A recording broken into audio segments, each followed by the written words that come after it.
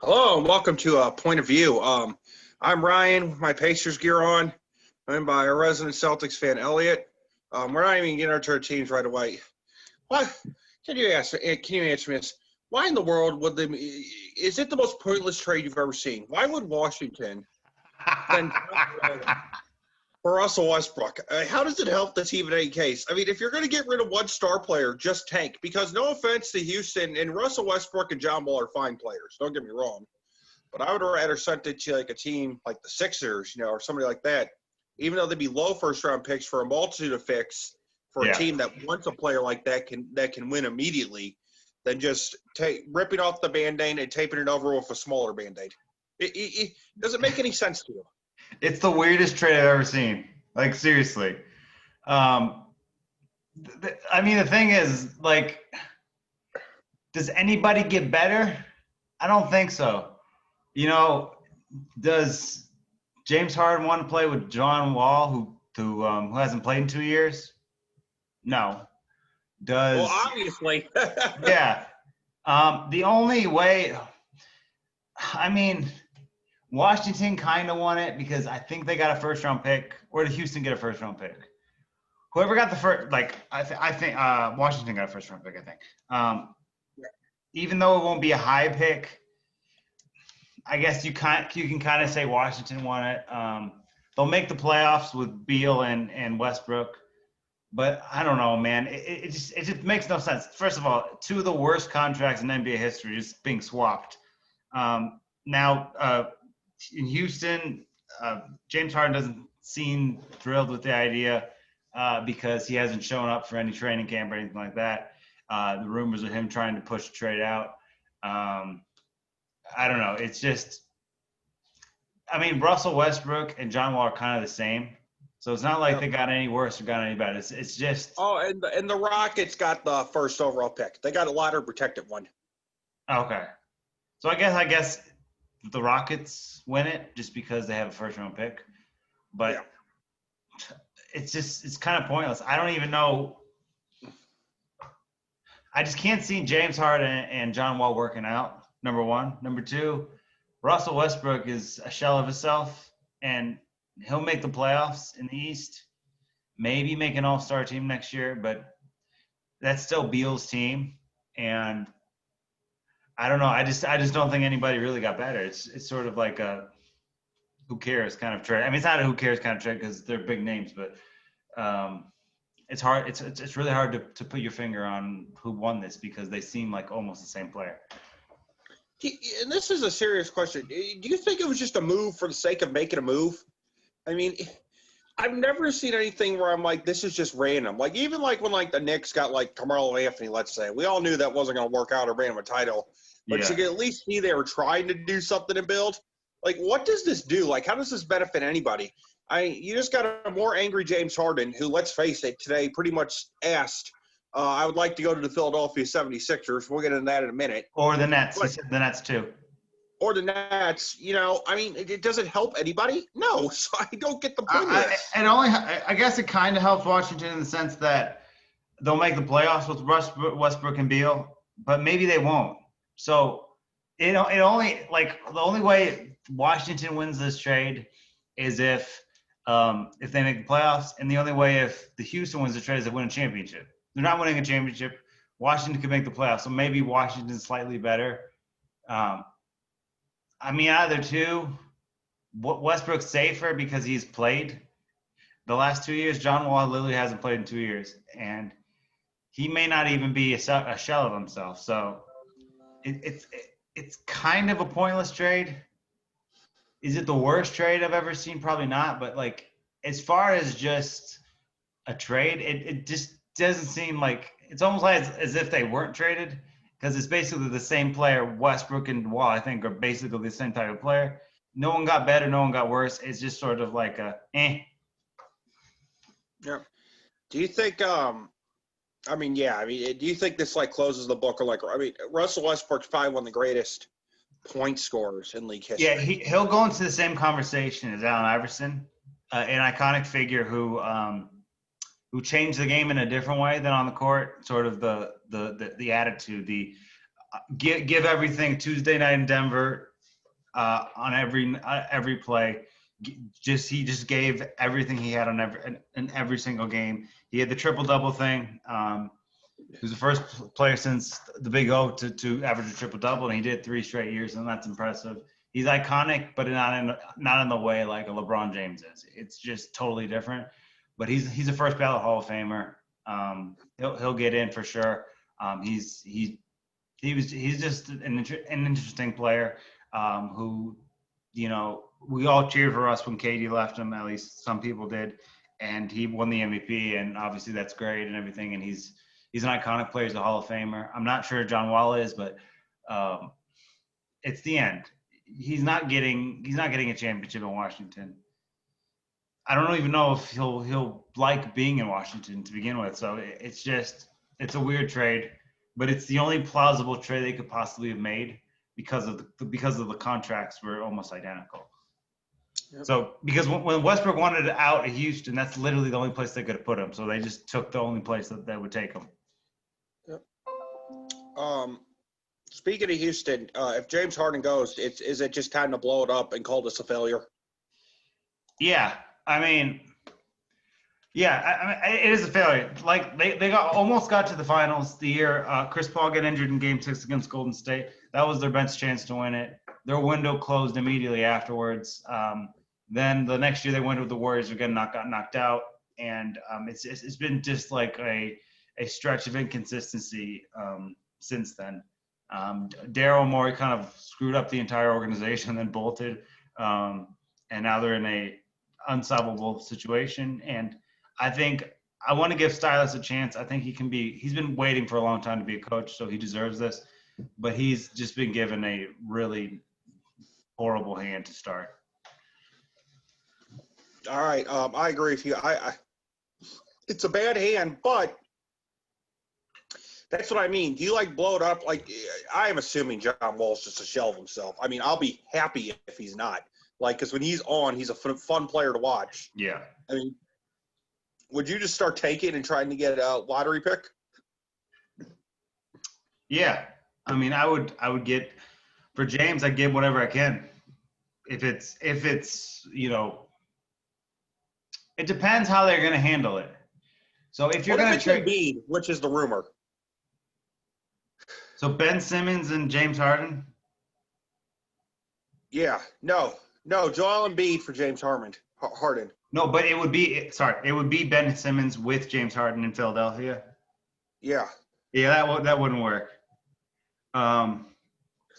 But just because Ben Simmons handles the ball quite a bit and James Harden handles the ball quite a bit, I think they just run into each other. But if you're going to trade them, it depends on what they want to do. If they just want to get the best possible package, then maybe they ask everyone.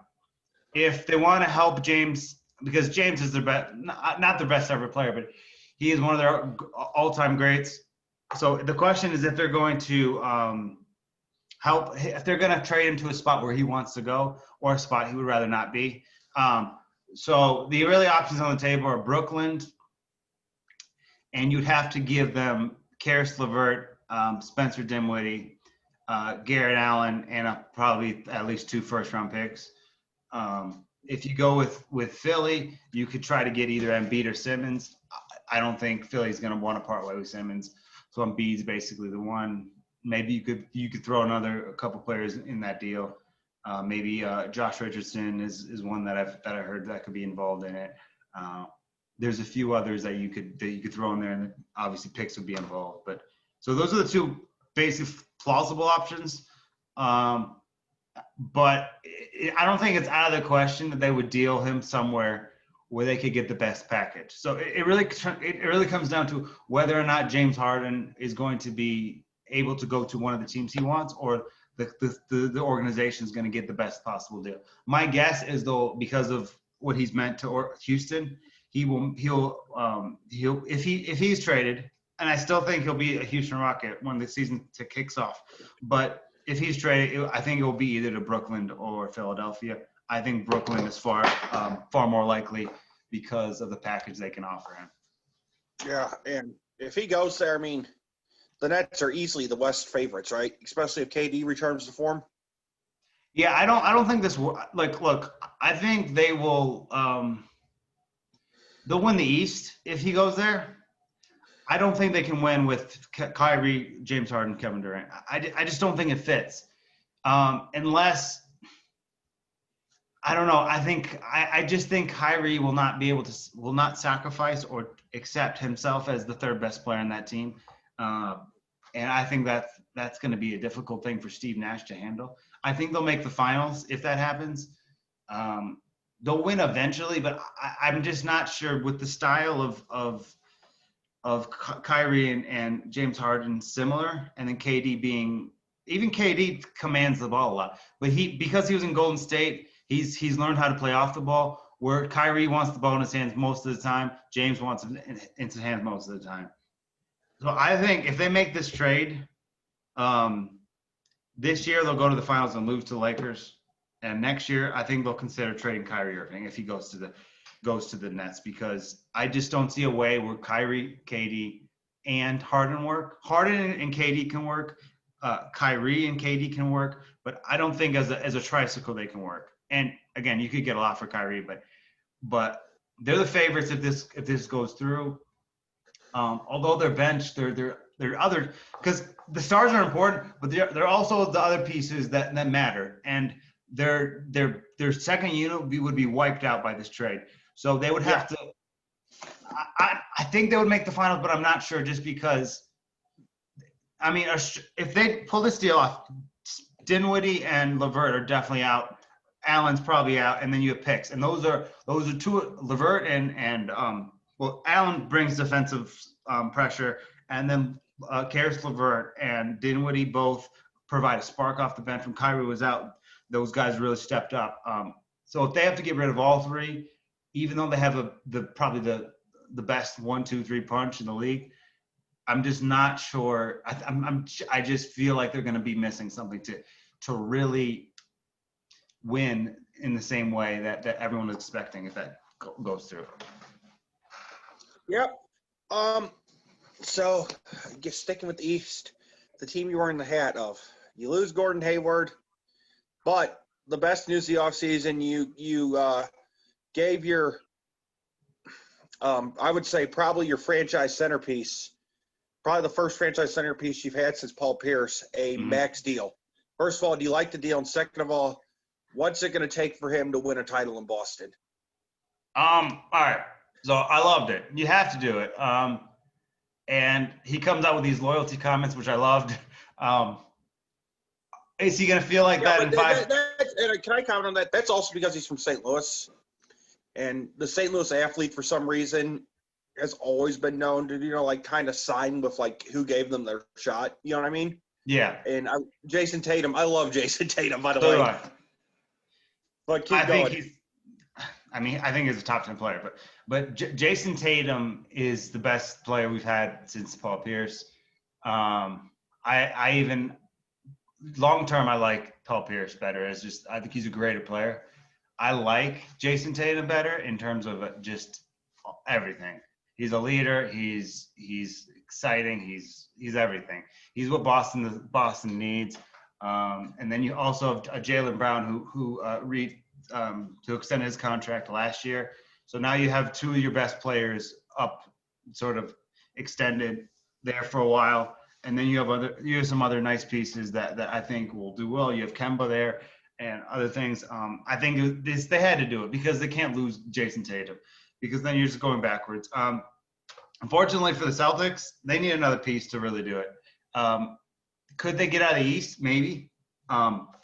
But I don't want to get out of the East if it means losing in the finals. I want to be able to match up with the Lakers. And unfortunately, I just don't think the Celtics do.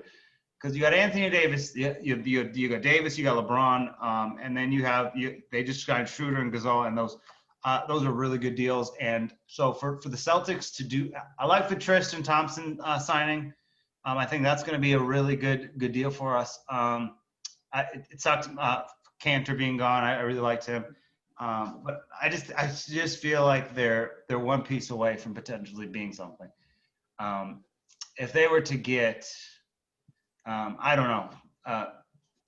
like Devin Booker or something like that. That, or not necessarily Devin Booker, because that's a high buy. Maybe a Bradley Beal, something like that. Then you could talk about potentially trying to do something and winning it all. But I just don't think they have all the pieces together yet to do that yet. But they certainly can make the finals. But I just don't think they would have a realistic chance of winning it if they got there. So I think they need one more piece to really solidify, because the bench is good, coach is good, the stars are there, and they just need just one more piece, and I think they'll be set. Right, I agree with that, and I would love to see Bradley Beal and Jason Tatum connect. They both went to the same high school, actually. Both from St. Louis. Didn't play together, obviously, in high school, the age difference, but I just think that'd be amazing. Yeah. Now it's our favorite segment of the show, and we know we're going to spend about 20 minutes on this. It's our favorite team, the New York Knicks. Our absolute favorite. They rated Tom Thibodeau this year. They got R.J. Barrett. They got Knox, who can play a little bit. Well, let's be honest. Until James Dolan sells this team, I can't even pretend to be optimistic about this. As a Pacers fan, it warms my heart to see them be more and more terrible. I feel for Spike Lee, though. Spike Lee, he should become a Pacers fan, to be fair. We'd never treat you like that, how he was treated at Madison Square Garden. Really, screw Dolan. The man's poisoned with legends, poisoned legends like Charles Oakley, destroyed a relationship with probably, one of the best ambassadors to the NBA in Spike Lee. Runs people out of town. I think they've only had like 2 winning seasons in 20 years. Really. Even with the hiring of Thibodeau, who we both agree is a good coach, and I get he runs his players too hard, but can definitely get the most out of less. They're not a playoff team. I don't even like the Thibodeau hire. I saw him in Minnesota, and then he's a good coach, but he's not the coach he was when he was with Chicago. He's serviceable, but you could have the best coach ever in that situation, it still wouldn't change. Yeah, you could have Phil coaching them. Let's be honest. Yeah, honestly, yeah, it would have made a difference. You could have Greg Popovich; it wouldn't make a difference. I like the coach they had before. But it's beyond that. It's the management, and they're trying to make some different moves with World Wide West and Leon Rose, who I think are good hires by the Knicks in the front office. I did not like their draft pick at all, but with that being said, nothing's going to change regardless. Even if they have the number 1 pick for the next 4 years and draft animals, they're still not going anywhere as long as Dolan's in charge. He'll find some way to wreck it. I agree with you. Look at the contracts they signed. Michael Kidd-Gilchrist. He was, yeah. He's a fine player, don't get me wrong, but really? That's who, your big signing is. You promise these people like Kevin Durant, Kyrie Irving, Kristaps Porzingis, maybe even get Gordon Hayward or somebody like that in. And, your best free agent signing probably over the last 5 years is Michael Kidd-Gilchrist. What are they doing? I don't know. First of all, who would want to go play for them? At this point, nobody. I wouldn't even want to be drafted by them. Because we'll never know how good R.J. Barrett is until we see him in a non-dysfunction situation. Just how I just don't understand. It's not, I can complain about their draft pick. I thought they made the wrong pick, but at the same time, even if they made the right pick, it's still, I don't think it makes a big difference because there's so much toxic. This team isn't very good. Look at the roster. Kevin Knox is nice. I like R.J. Barrett's ceiling. Is Julius Randle still there, or is he gone now? Oh, Julius Randle. Yeah, he's still there. He's a good player, but there's not much there. It's a team. You got Austin Rivers. Austin Rivers might start for this team, And no disrespect to Austin Rivers. He's a quality bench player. Yeah. He shouldn't be starting in the NBA, though. You'd agree with that. Yeah, you're absolutely right. Philly was interested in him, and I think I would rather see him on a playoff team than a team that's going to go 20-57. But I just If they're think, lucky, by the way, I mean, yeah. especially with the shortened season, I'm going to go on a limb. If they win 10 or 11 games, I'd be surprised. How many games? Honestly, Wait, how many games are there? I think it's 63 this year. I mean, honestly, if they win 10 games this year, wouldn't you be surprised? 10 is about where I'd have them. I mean, they are so bad. I mean, it's embarrassing. And this is the thing with them. They didn't tank enough this year. First of all, they lost it on Zion. And 72 games. So I'd have about 10. Yeah, between 10 and 12, I think is around what they'll be. They kind of missed their boat because if you just look at the draft, they passed up. Like, this draft wasn't particularly strong except at the top. They didn't get a top pick in that draft or a high enough pick in that draft. They missed out on Zion. They missed out on Zion, and they missed on R.J. Barrett. And then they got R.J. Barrett, so I mean, but that's it, And then if you look at the highest prospects of next year's draft, there's not anybody outside of the power forward, the one from Duke, that really looks like. Actually, I don't even think he's that great. There's if you just look at next year's draft, there's just not a lot there for you to hang your head on for next year either, even if they get number one. This could be like a Nerlens Noel situation, where they get like the first or second pick and they end up with something like that. Once again, no disrespect to Nerlens Noel. Absolutely. And I hope that the kid from Minnesota is going to be the most amazing draft prospect this coming draft. But but there's no significant big time prospect in the 2022 draft. There's some nice players. There's some players in this draft who I think will be pretty strong, but not someone who can change your entire franchise. And my advice for the Knicks is draft European players until there's a strong draft like this, because I just feel like that's the best bet. But it's just like, even if you look into the situation, right? Let's say they're the worst record in the league, they get the number one pick. Even the number one pick of this draft specifically, they don't have a Zion in this draft. There's not an R.J. Barrett. I mean, not an R.J. John Morant. There's not Luka Doncic. There's not even like a Morgan Bagley. So it's just there might be like a Jalen Rose or like a Lamar Odom tops in this draft. Yeah, or like I don't know, something like a LaMarcus Aldridge.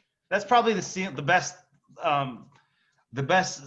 case scenario for a draft, and that's a good player. That's an all-star, but no, I mean, it's just like no. They have two problems now. One, what's going to happen? How are they going to get better with the ownership? The ownership is the ownership. Secondly, you're going into the situation, you're not going to be able to attract anybody next summer. And then third, this upcoming draft isn't that strong. It's weaker than this year's draft, and this year's draft was strong. Was weak after the top 7. So it's just a role player draft. Next year's is another role player draft. So it just seems like they're fighting a losing battle. I mean, but the crazy thing is they make money. They are so – think about this. Think about how profitable that team is. So profitable. No matter what happens, the Nets can win 10 straight titles. They'd never be bigger than the Knicks. Yeah. They have Madison Square Garden. They got Spike Lee. Well, they had Spike Lee. Who knows if he comes to any more games while Dolan's in charge.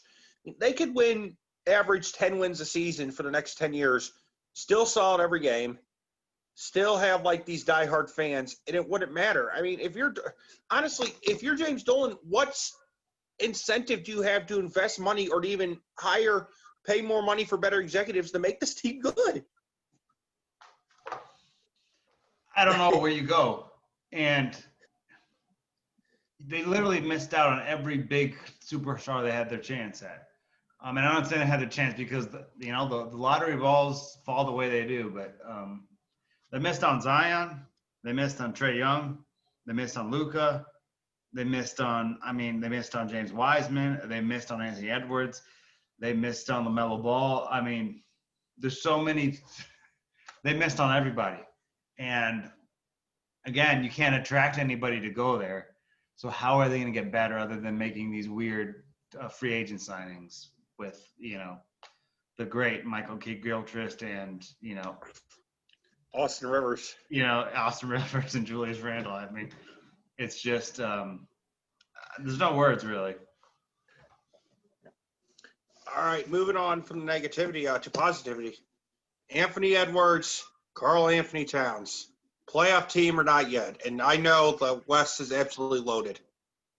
No, not a playoff team. I like the pick. I said this from the beginning.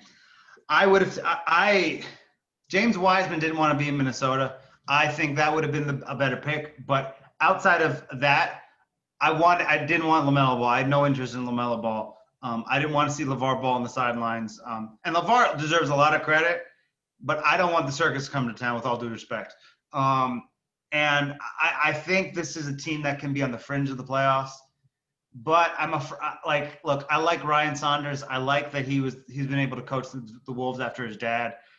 His dad is a legend in this city, and it was awesome to see him being able to fill his shoes. You can't. I just don't know if he's got what it takes to turn this team around. So maybe if things don't go the way they should, we should start looking at potentially getting a different coach. I'm not totally convinced on that yet, but I just think this team has the talent to be able to at least push for the playoffs. I think Anthony Edwards will be good. I think he'll average probably about 14, 15 a game, along with Karl Anthony Towns and D'Angelo Russell as a guy who's just going to give us points. I think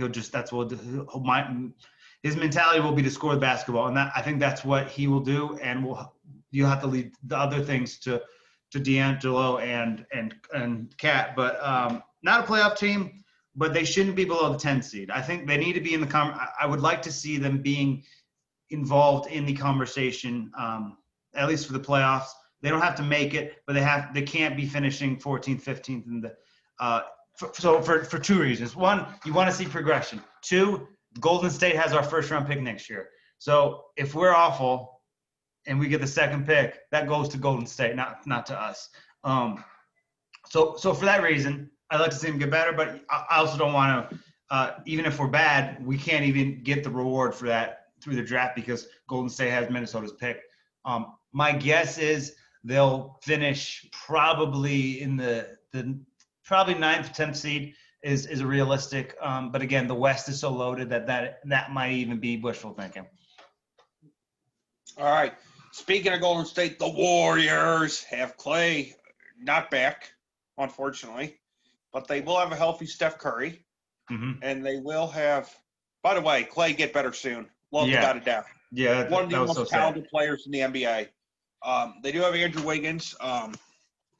They do have Steph Curry back. They still got Draymond.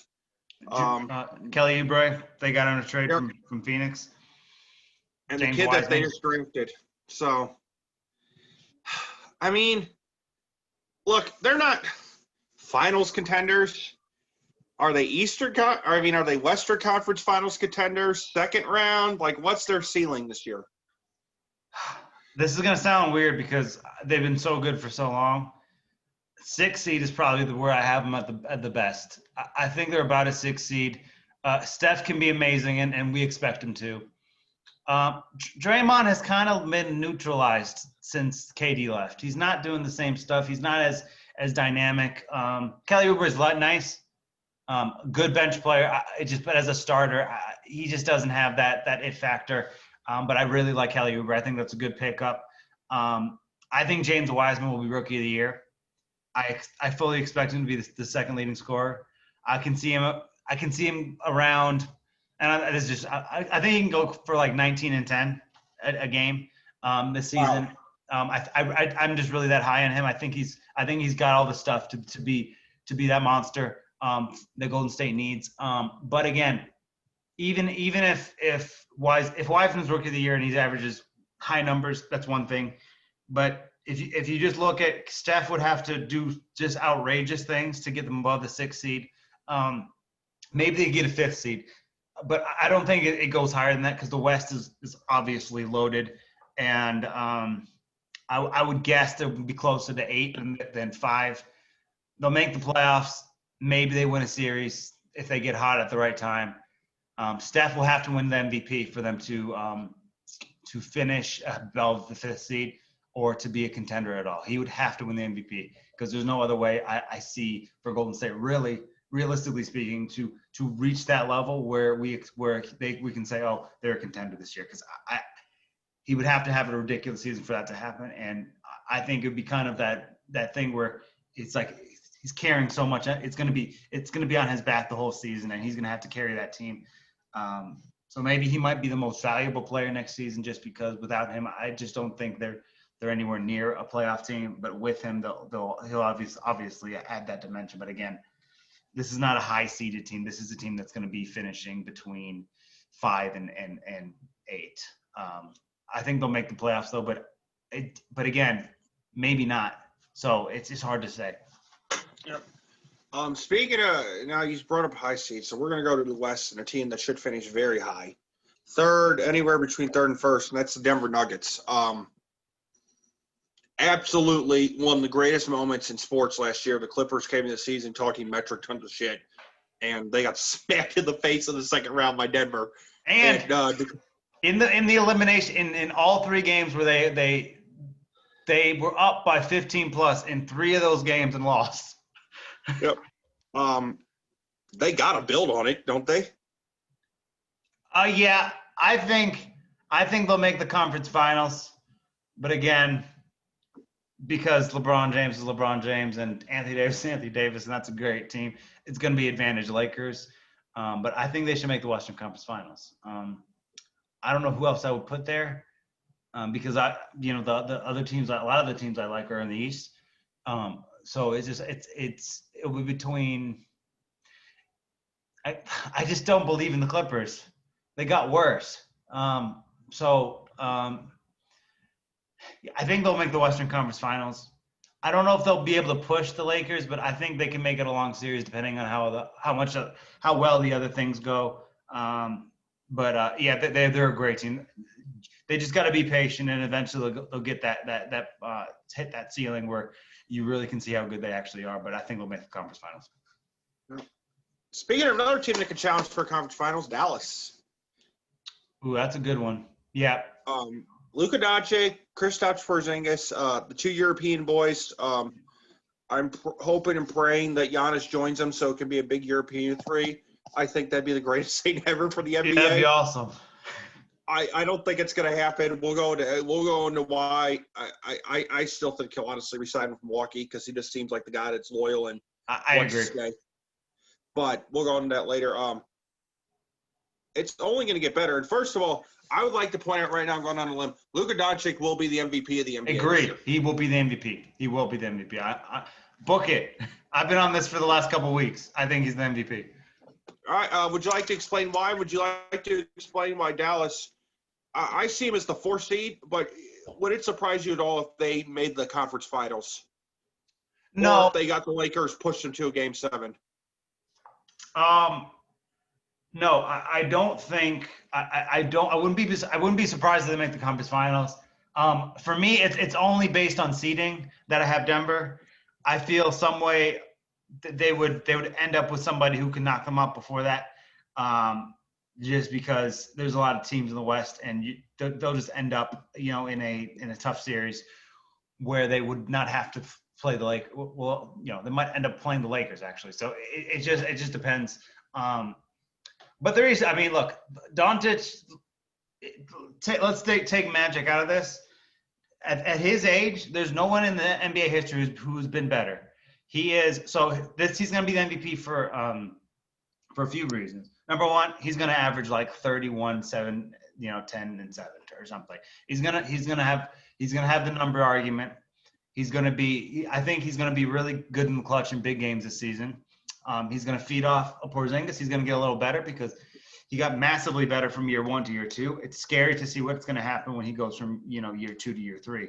He's definitely, I think he's the MVP. And the storyline, I think the storyline of sort of how last year ended with the Clippers is going to go behind that team that Mark Cuban's building over there in Dallas, and he is the centerpiece. And a lot of people view Luka Doncic as the future of the NBA. When LeBron is no longer the face, he seems to be the one who's most likely to take that, maybe not from a global standpoint or a branding standpoint, but a lot of people view him as next man up. So he'll have the story behind him. He'll have the numbers. And I think Dallas will be a top 3 to 4 seed this season. And yeah, again, he's just going to put some ridiculous numbers up too. So that is always going to help. We got 4 more teams to talk about, and then we're going to get into a little bit of NFL before we head out. Cool. Look, all due respect to Tyronn Lue, he did absolutely nothing in that Cavaliers championship. LeBron was the coach. You get rid of – and look, I know Doc has only won 1 in 08, and that was a long time ago. But my God, I'm going to go on a limb and say it. Doc Rivers, to me, is a top 15 coach of all time in the NBA for a number of reasons. I've never seen a better – first of all, I've never seen a better players coach that at the same time can also be tough on his players, if that makes sense. And he went to the Sixers. I don't know how you could justify getting better from going to a guy that could win. They made the 7th seed without Kawhi Leonard and Paul George to a guy that could literally do nothing without LeBron. Yeah. I mean, it's the most – they're not making it out of the second round again, and it's going to be a meme year after year and after year. I mean, it baffles me. I mean, there's so many better options out there. So many better options out there. I mean, Nate McMillan, who was fired by the Pacers, I would have given him a shot over Ty Lue. Nate McMillan took teams that, let's be honest, outside of Sabonis and Victor Oladipo, shouldn't be anywhere near they were, and elevated those players. So the Clippers – I get why he was fired. The Clippers should have hired an assistant, a Clippers assistant. They just hired the wrong one. I thought from the beginning Sam Cassell should have had a shot at that job. He has been an assistant for 3 or 4 different teams. He has influenced a lot of the teams he's been on, and he's waited long enough. And I think Sam Cassell played, and he's a type of player. The type of player that Sam Cassell is the same prototype of a lot of the Clippers players. So he could relate to him as a player, but also has the tactical advantage of expertise of a coach. I don't have a problem with them giving the job to an assistant. As far as I'm concerned, they should have given it to him instead of Ty Lue, because Ty Lue, he's a good coach. I'll admit that. But I don't think he had anything to do with the LeBron championship. That was LeBron and Kyrie doing all the heavy lifting. Sam Cassell, yes, I agree. It's been a great choice. Ty Lue is a great assistant coach, and there's nothing wrong with being a great assistant coach. Yeah. I mean, LeBron coached the Cavs. Let's be honest. Yeah. I mean, he's a player coach. I mean, no disrespect to Frank. Actually, no, I can't say that because I think Frank Vogel did do good things with the Lakers. He was only he was the main he was the brain in the room in Cleveland more so. Because it was LeBron and everybody else during those years. Exactly. And I think LeBron loves his situation now. We'll get into that because he doesn't have to be the brain in the room. He can actually play basketball. Yeah. And not have to wear both hats. Yeah. No, they're a second round team. I mean, 40 wins is their ceiling, in my opinion, in a 72-game season. Maybe 45. I don't see them as a 50-win team. They'll obviously get the third or fourth seed, and I think they'll be bounced to the second round. I mean, I don't think they're getting a top 4 seed. Oh, you might get heat in the comments, but go ahead and explain. Go for it. Look, so when I think about this, you think about the teams, and I think they'll probably get the 4th or 5th seed. And the reason is, look, what happened last year. That's a psychological factor. That there was turmoil in the locker room. Patrick Beverly is part of the turmoil that existed there. Paul George was part of that existed there, and that nothing has been resolved from just a what do you call it? Just from a team chemistry standpoint. Now Paul George is on shows throwing his old team under the coach under the bus, and there's just a lot of tension there. Then they just lost Montrezl Harrell to the Lakers. Montrezl Harrell may not be the best player in the world, but he gave the Clippers an extra edge and has that mentality and has that toughness that you don't really see in basketball these days. And then you look at some of the other teams so look, they might get a top 3 seed, but you look at Dallas. I like that duo better. I like Kristaps and Doncic, and I think Doncic of the players in the star players in the Clippers and the Mavs, I think he's better than Kawhi, and I think he's better than Paul George. And then then the Lakers are the Lakers. You're not. The Lakers are going to get the number 1 seed. And then you look at Denver, and I think Denver may not have they might have like one superstar, but their entire team is built to be successful, especially in the regular season. In the playoffs, we'll see if they continue to be successful. And then you have teams that might be who didn't make the playoffs last year, who might be trending upwards. I think of Phoenix with Book and CP3, and then they have a lot of good pieces there. And I'm not saying the Clippers will finish below Phoenix, but I No, I don't think so. I get what you're saying. Because Phoenix, let's be honest, they're probably a 7th seed. But So what I'm saying here, I'm just highlighting that there's a lot of teams that didn't make the playoffs, or teams like that who are getting better, right? Outside of maybe Houston, right? So everybody's getting better. The Clippers don't look like they've gotten better. They haven't. Okay, they added Serge Ibaka. That's a good little signing, and he was good with Kawhi. I just don't know how much they are kind of the same, maybe even a little worse. And I don't think this team can really get into themselves until they get rid of the problems. And the problems are Paul George you had to keep there just because you gave half of your first round picks up to get him. But Pat Bev, who's good defensively but can get exposed.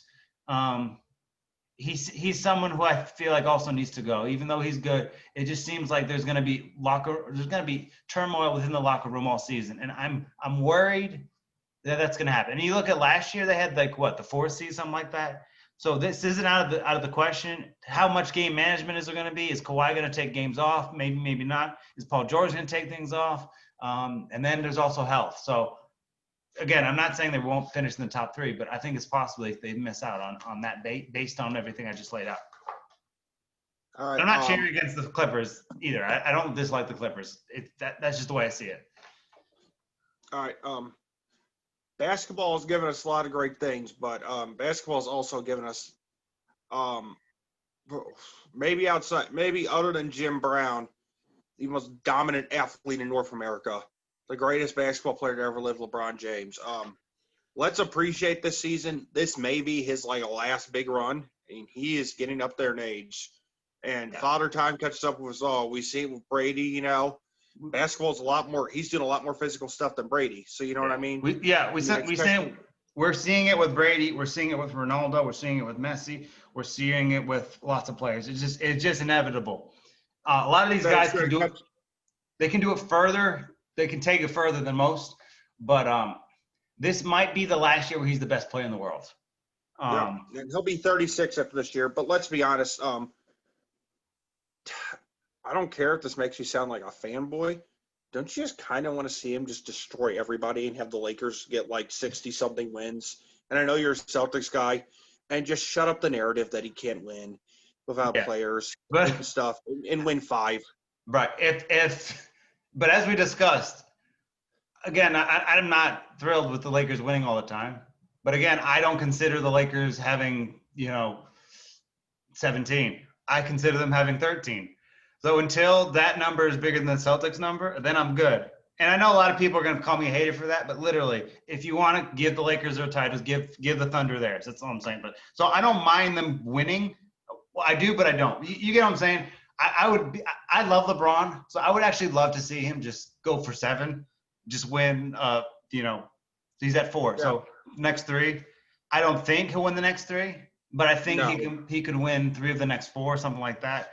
I don't know if this is a dynasty, but I would love to see LeBron just annihilate. And I'm talking about do things that he's never done. He never led the league in assists last year. He did it for the first time. I think he'll do it again. And I want to see him shoot like 90% from the 3-throw line. So even if he does everything else, there's always people who say, well, he missed, he folded the 3-throw line.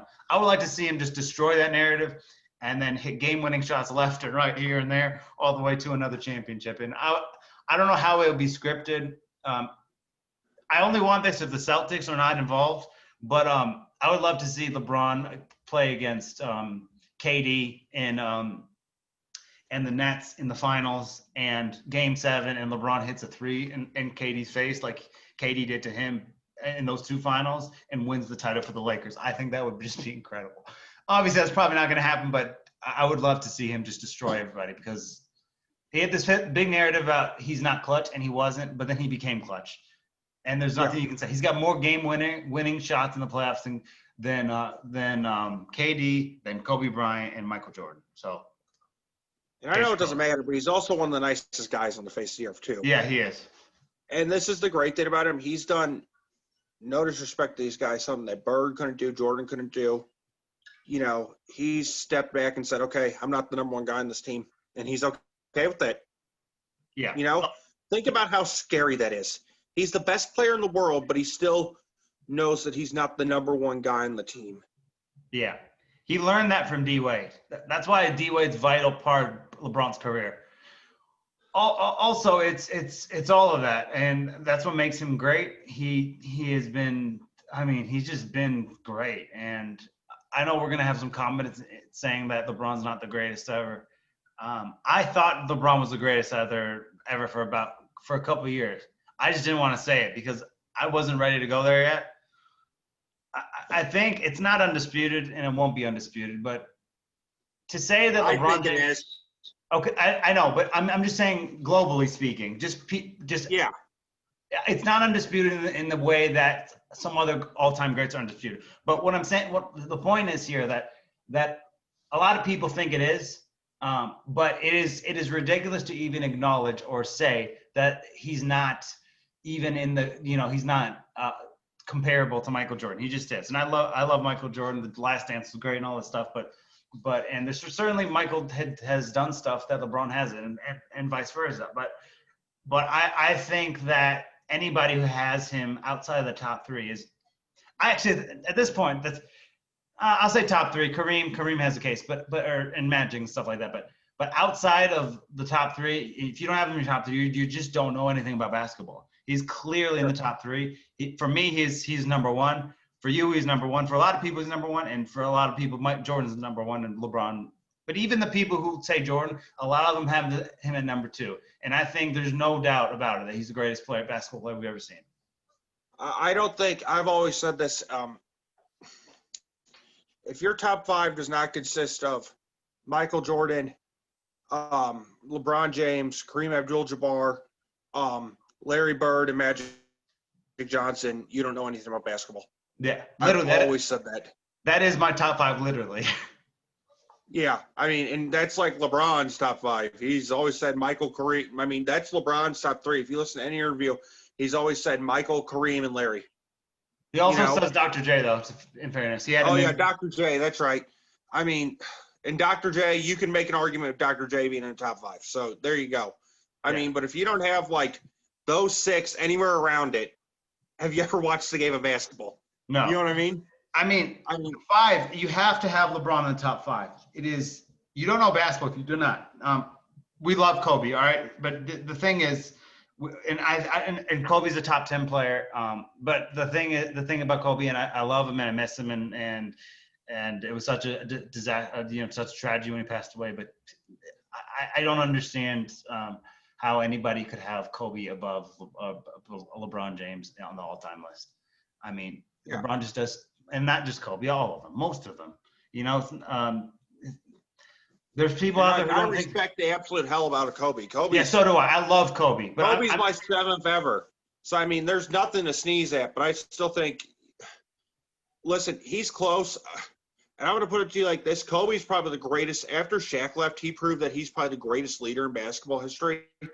Just because you're a great leader doesn't mean you're the best player. But Kobe, I mean, my God, yeah. I mean, the mom mentality, like from a mental point of view, he's top 2. But just collectively, I do not think he's as good as LeBron James, and that's okay. Yeah. And I love all these guys, but it's hard for me to put anybody. If I could find an argument to put Michael over LeBron, but that's it. That's literally the only one that's there. And I love all these most of the guys on this list. And there's some that kind of go under the radar that aren't mentioned, but it's just like I think LeBron is proven. And this idea that just because he's a losing finals record means he's not the greatest is stupid. If he look wins, at the teams he took. Yeah, exactly. That Cleveland team has there ever been a worse NBA team than that team they took to the finals against the Spurs? I don't think so. I'm thinking about it right now. I can only name 2 other players on that team, like generally off the top of my head. The Big Z, who's in the Hall of Fame, and Larry Hughes. Larry Think Hughes about that. and you're right. I can't think of anybody else.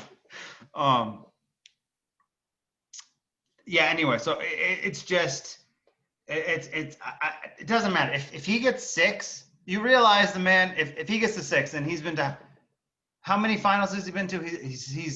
He's 4 and 6, right? So he's been to 10. Yeah. If he wins another 3, another 2, it'll be. I mean, he could go 6 for 6, meaning he went to the finals 12 times. It doesn't matter if he has got, because this idea that just because Michael has 6 makes him the greatest, that's not why he was the greatest of all time for so long. Because Bill Russell has more, Bob Cousy has more, Kareem has equal. It's not just about the rings. If the ring is your only argument, then go away, because I don't want to hear it. There's so many other things that go into but besides the fact that how many rings you have. That's all I'm saying. Yeah, I agree. I think 6, and I do think for people like to really respect him, like 6 is like the magic number for some reason. And you look across all sports, especially the 2 most popular sports in our country. And I think the rings argument is stupid because Brady and Jordan at the end of the day have 6, and they're like, if you have arguments like outside of like Jim Brown or LeBron James, or like Jim Brown, Lawrence Taylor, who I think are the best, or LeBron James, Michael Jordan, like their only argument is the rings, Yeah, and the thing with Tom Brady, and I don't want to get on this because Tom Brady to me is still my number 1, but he's not the best quarterback. He's the greatest. If you took the 5 best quarterbacks of all time, just best, not greatest, he wouldn't be there because he's not a better quarterback than some of these guys that he's ahead of. He is the greatest, not just because of the rings, but because of the playoff heroics and what he's done in postseason games and in the clutch. That's what makes him the greatest. Having the 6 rings doesn't necessarily make him the best ever, because there's other quarterbacks who are better who have operated at the position at a higher level, just not in totality. That's what I mean though, with LeBron. Like, I don't know if I'd actually consider him the best player ever. Like, too. It's like there are players that could do more than him. It's just like the moments and the leadership, and what he's done. Like, it's just his willpower.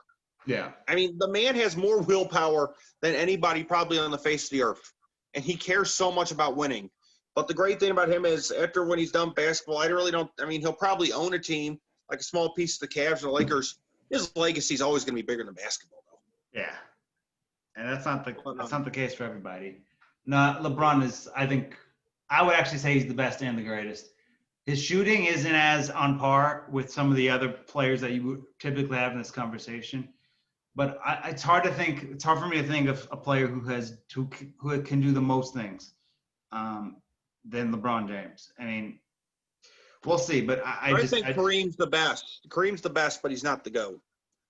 That's fair. That's the only one. Him and Michael, the only 2 I feel like you could really argue as a better basketball player than LeBron James. But yeah, again, and he's gonna win it. He's gonna win it this year. I mean, I think they're overwhelming favorites. They've gotten a lot better, and nobody else got so much better where they could challenge a team like that. So the Lakers will win it again.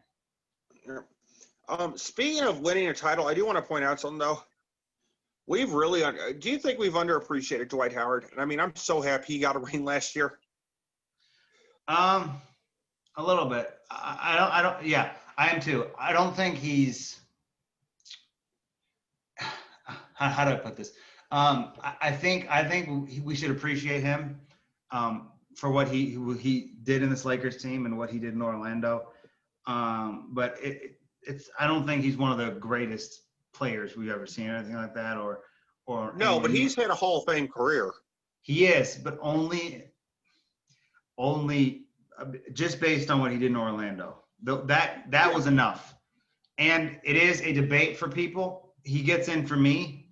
But again, that 6-year stretch, he was completely unstoppable. And because of how the second half of his career went, people forget about how dominant Dwight Howard actually was. He could have won an MVP one of those years. He won the Defensive Player of the Year, I think, 3 years running.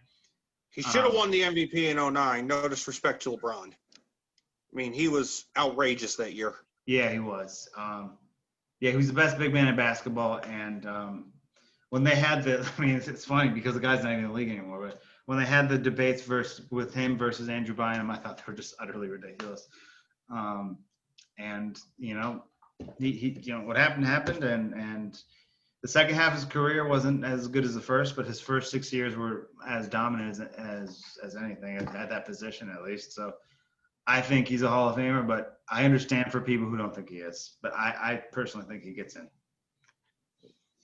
Let's talk about, in me and you's opinion, the best coach in basketball right now, outside of Pop, Eric Spoelstra. Did another great thing, got the Heat to another finals. Do you think, what does it take for them to get back before we get into the Bucks? Who, the Heat? Yeah.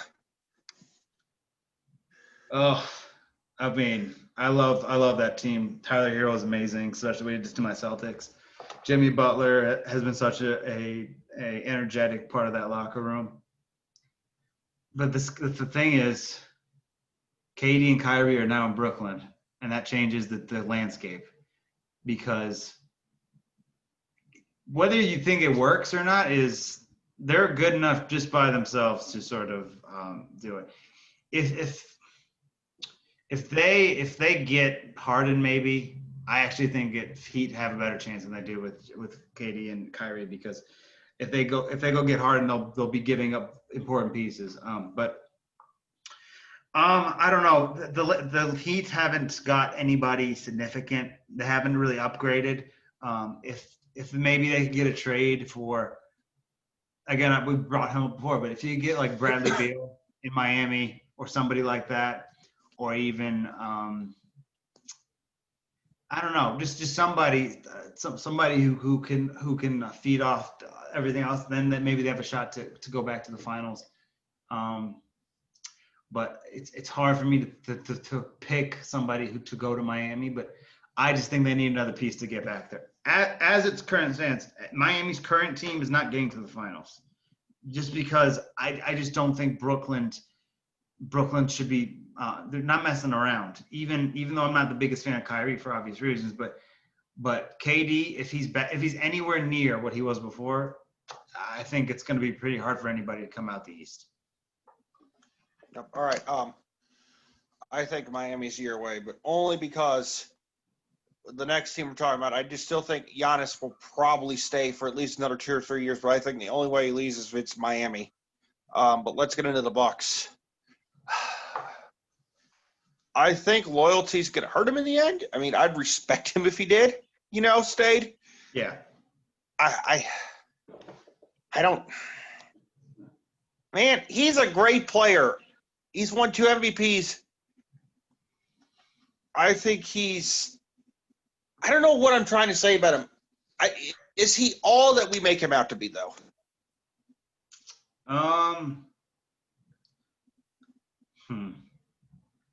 If you get what I'm saying like that. Yeah, I get what you're saying. I would say he's not quite as we crack him up to be, but he's close to what we crack him up to be. The only issue I have with Giannis is the playoffs. He's got to do better in the playoffs. He's got to shoot better. But I mean, I think Giannis is one of the best players in the world for sure. I just think in the playoffs he's kind of shrunk, and we have to be harsh on him in that respect. But even when LeBron had these issues, and I'm not comparing them, we crushed LeBron, but we also recognize how great he was. And I think Giannis is he's going to go to the Hall of Fame. I just think if he just was able to shoot the basketball, no one could stop him. But if he, like, again, it should come down, he has to be able to perform in the playoffs. If he's able to, then he is cracked up to be, but he's a little, I think that people give him too much of a pass on the playoff thing. But again, I think he's, he deserved both. Last year I would have given it to LeBron, but that first one was definitely his. And just an outstanding player that I think in time he's going to be better in the playoffs. And I think he's going to stay as well. Again, I said if he goes, he'll go to Dallas. If not, he's going to stay. They've helped him out a little bit in Milwaukee. They got him Drew Holiday. That's a big deal. They got him some other pieces and things like that. But again, I guess my pick out of the East is going to be the Brooklyn Nets. But I think if Giannis can put together a decent playoff run with Drew Holiday, then maybe he would be in the conference finals against them at least. But I think he'll stay. I have a Damian Lillard type of vibe with him that he'll stay regardless. And he said in the past that he would rather win in Milwaukee than somewhere else. So I think that was a few years ago, but he's going to get the most money there, and I think he'll still have a decent chance to win on a regular basis. So we'll see what happens, but I would say that he stays, and I would say they make the conference finals. All right. We get an Alex Smith. I got the Lakers over the Nets in a sweep. What about you? For the West? For the NBA Finals, I got the Lakers sweeping the Nets. Oh, crap. I'm going to say Lakers in 5. KD will give them a game. All right. That's the NBA preview. Hope y'all enjoyed it. We do got to get into one more thing before we sign off. How great is Alex Smith's comeback story? Amazing. I said this when he came back originally. And by the way, we can remove the label bust officially now. He has been nothing short. I want to say a Hall of Fame career. He has been nothing short of a career that anybody would take, though. He's in the Hall of Very Good. Yep. But I mean, and I think he's better than other quarterbacks that people think are going to the Hall of Fame, like Eli. But that's what I'm not here to talk about. Yeah, it's been amazing. I think he was crazy for doing it. Like, if I almost died, the last place I'd ever want to go is back on the field. And he's looked okay since he's been back, but that's not the point. The point is he battled through all that, came back, and has been amazing to be able to see him. In the first game he was back, you see his wife and his kids in the stadium getting emotional, and he is the comeback player of the year. I don't care about anybody says. There's not even a close second.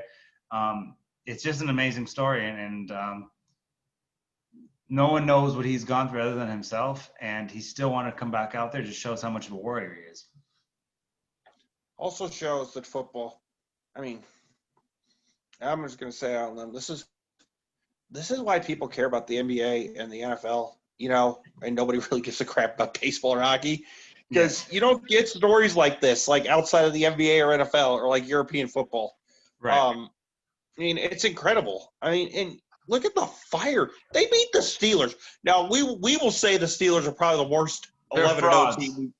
They're frauds, but at the same time, he kept them in the playoff hunt.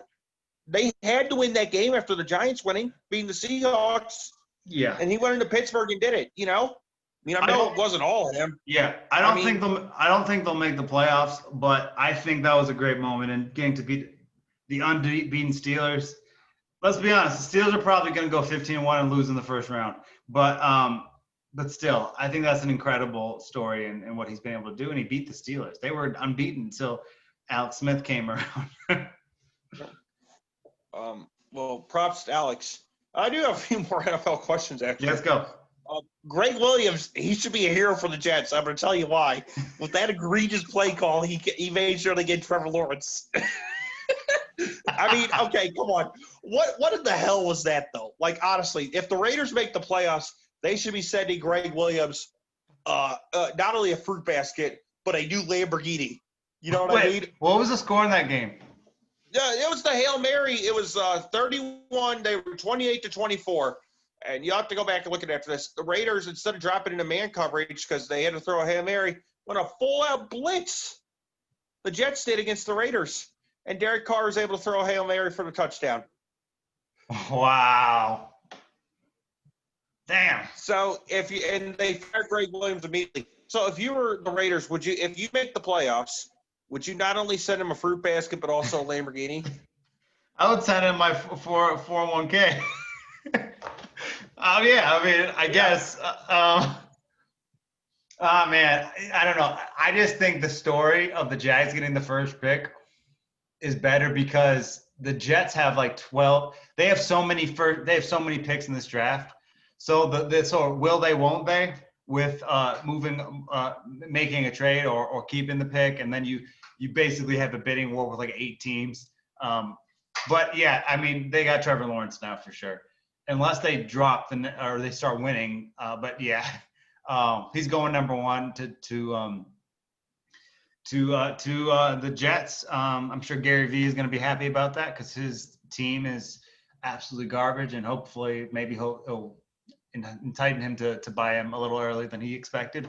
Yeah, I mean, they're just horrible. They're a horrible team, and this is one of the worst teams I've ever seen. And congratulations, Jets. You're gonna have Trevor Lawrence, and he's gonna throw about 30 tubs in his first season.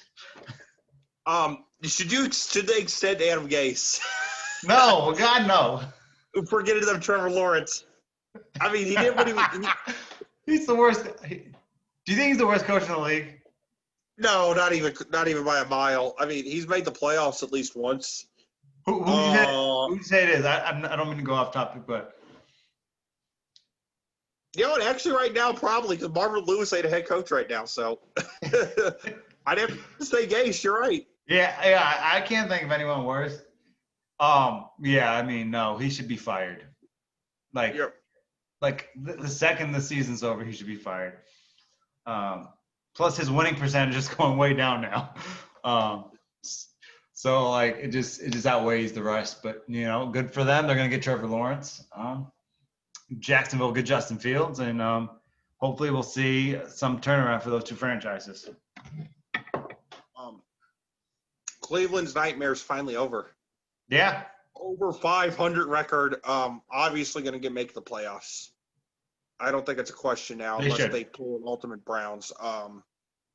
Kevin Stefanski is easily the coach of the year. Yeah, no question. How much better would this team be if they had a legit quarterback, though? Oh, way better. They'd be Super Bowl contenders. Even maybe I don't know. It's hard to say. Let me do this because he's been on fire this season. If they had drafted Josh Allen instead of Baker Mayfield, this team would be one of the favorites to potentially dethrone the Chiefs, in my opinion, because everything else is working for them. They got great run game. Their defense is pretty strong. They have a great coach. All they need is a real quarterback. And Baker Mayfield is good at what he does. He is a game manager, and he's when he's not throwing the ball a bunch of times, he's not turning it over. When he does, he is turning it over. This is a running football team. But if you add someone like if they had Josh Allen instead of Baker Mayfield, this team would be so much more dynamic. And I think they'd just be incredible with a real quarterback. All the respect to Baker Mayfield, but I just don't think he's that. I agree with you. Eagles bench Carson Wentz. If you're Frank Reich, you got the most out of him.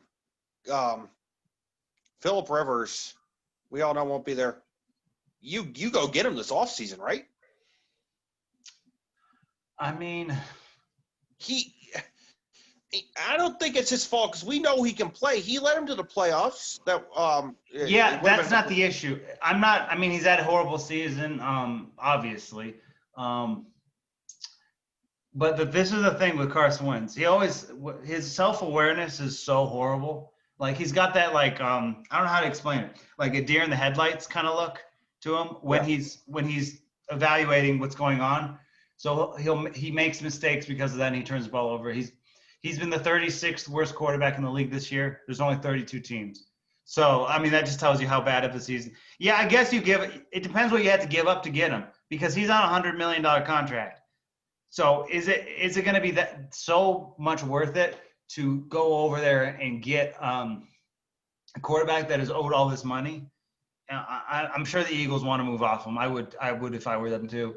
But we have to see if Jalen Hurts can play. If he can't play, then they'll probably stick with him for another year. But if they can get something for him, and I mean, it's a lot of money to take. So, and I don't even know if they would. Is he worth a first round pick right now? No, I give a second and a third. Yeah, if you gave him like a second and a third and a future second, I think that would get it done. Maybe you work in Indianapolis. We'll see if that happens. But if you're the Eagles, you have to see if Jalen Hurts can play before you make that decision. Just because Which I don't think he can, by the way. I don't think he can either. So I fully expect him to be the quarterback of the Philadelphia Eagles. But I think it's possible they draft a quarterback. If they get into the top 10, 15, that puts you in range of Trey Lance or some of these other quarterbacks. Trask from Florida. It puts you in the kid from BYU.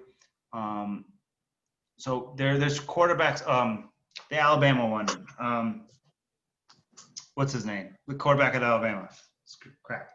Oh, I forget.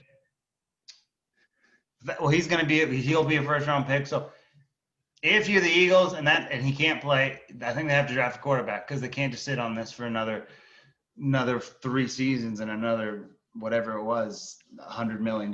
So yeah, and I agree with you, mate.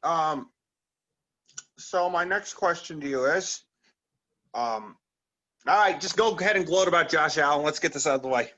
All right. I mean, I've done the whole spiel, but I posted something on my Facebook after the game. Look, he comes into the league. They say he's gonna be a bust, and he had a horrible first season. And I said, just wait and see. I waited, and now you see. I mean, he's been phenomenal this season. 26 touchdowns, only 8 picks. He's top 5 in yards. This is a team that I think will win a playoff game. And Buffalo and winning didn't mix together before he got there. They made the playoff once in 25 years or whatever, and then but that was a fluke. Yeah, exactly.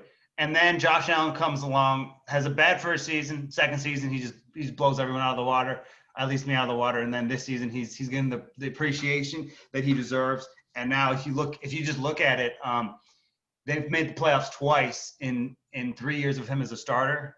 They made the right pick.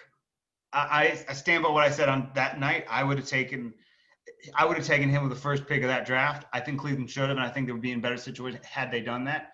It's not just that he probably has the strongest arm right there with Mahomes or Rodgers in the league. I think he could probably throw it as far as anybody. But he also runs with the football, and he does make the occasional mistake, but he just sees the game much better than he did when he started. And this is a franchise quarterback. Not that it matters, but he's a Pro Bowler. If he doesn't make the Pro Bowl, it's an absolute joke just because of how good he's been. And at first, the beginning of the season, he was just beating bad teams. He's beaten some teams now and proven that he's all the hype that he had coming into the league. And he is. It looks like a massive steal at number 8. And not only that, he's probably saved the Bills. I mean, they're talking about a new stadium and everything in Buffalo because they're winning again. All right, though. We'll get into more NFL next week. Just wanted to go over those points. That was a great show tonight. Look for Cannon Snakes in the Olympico. I don't know when we're going to record it. Hopefully sometime this week. You don't want to hear me complain about Arsenal, so it'll be mostly. I got a message today about someone who wants to come on, so we'll talk about that after. So maybe we'll put something together either this week or next week. But It'll be out eventually. We just have to figure out the right time and all that stuff for us to do it. Yeah, but this week it was more focused on starting the NBA season in the NFL. That's really what's on me and Elliot's mind this past week. Yeah. I mean, as sure. much as we love football. Oh, by the way, I do have a message. Screw you, UEFA. Absolutely corrupt, horrible organization. You need to screen your officials better. Props to PSG and Istanbul for walking off. Really, I can't stand UEFA. Atrocious organization. How they let some of these people in to get on the field, especially referee. How they let some of these fans remain in the stands is just abysmal to me. It's an embarrassment to sport. So props to you, PSG and Istanbul. Disgusting to see today. Not to end it on a bad note. But that being said, excited for the NBA. Congrats to Alex Smith, and time to go watch the rest of the Cowboys-Ravens game. See y'all next week. Peace.